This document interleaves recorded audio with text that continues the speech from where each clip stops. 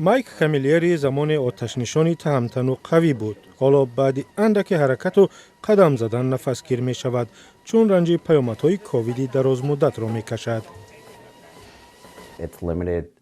تقریبا همه کاری را که در زندگی انجام میدیم محدود می کند.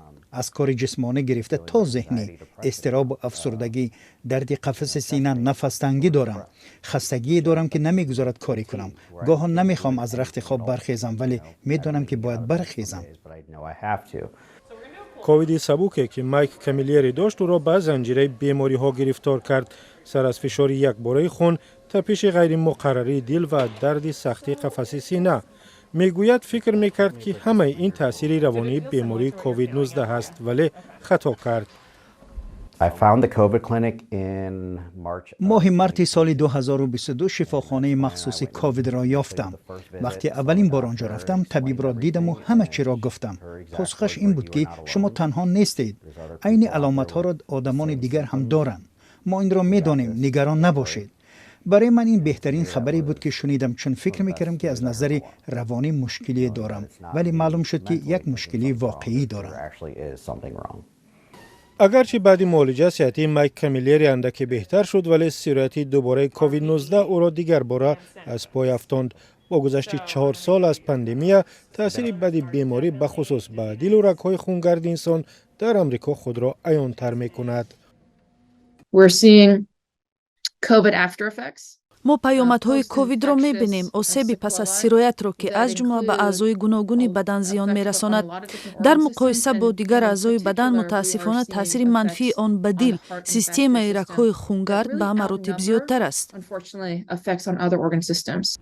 معاینه و تشخیص نشان دادند که بعد سرایت کووید 19 و شفا یافتن بیمار با آنها تا 1 سال دیگر خطر لخت شدن خون، تپش غیر معتدل دل و حتی سکته قلبی تهدید می‌کند.